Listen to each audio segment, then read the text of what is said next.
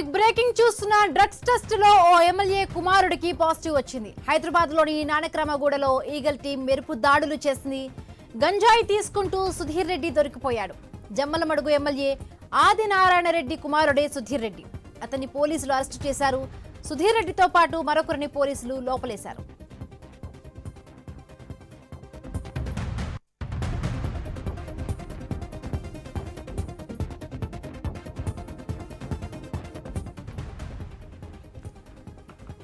Breaking news చూస్తున్న drugs test లో ఓ MLA కుమారుడికి పాజిటివ్ వచ్చింది. హైదరాబాద్ లోని నానక్రామగూడలో ఈగల్ టీం మెరుపు దాడులు చేసింది.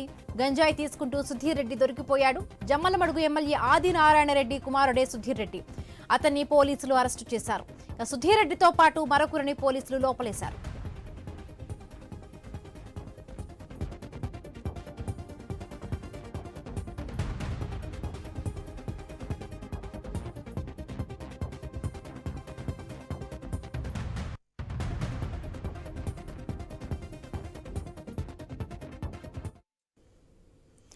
డ్రగ్స్ టెస్ట్ లో ఎమ్మెల్యే కుమారుడికి పాజిటివ్ వచ్చింది. హైదరాబాద్ నానక్రామగూడలో ఈగల్ టీం దాడులు చేసింది. దాడులో ఎమ్మెల్యే కొడుకు దొరికిపోయాడు. రైట్, మరిన్ని పూర్తి అప్డేట్స్ మా కరెస్పాండెంట్ ప్రవీణ్ అందిస్తారు. ప్రవీణ్,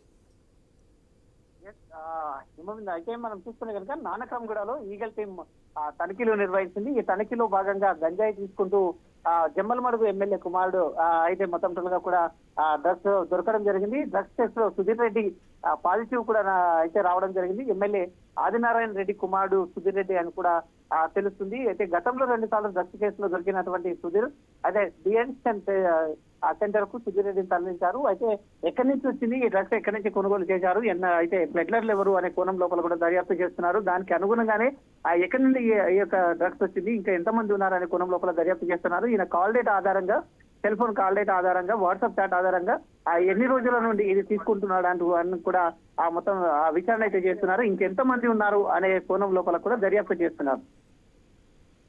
అంటే ప్రవీణ్, అంటే పోలీసులు అంటే ఇప్పుడు ఎక్కడున్నాడు సుధీర్ రెడ్డి, అలాగే దీనికి సంబంధించి కూడా ఎమ్మెల్యే ఏమైనా స్పందించారా? ఎస్, ఇంకా ఎమ్మెల్యే స్పందించలేదు. ఇంకా దాంతో ఎంతమందికి సంబంధాలు ఉన్నాయనే కోణం లోపల ఇంకా దర్యాప్తును అయితే చేస్తున్నారు.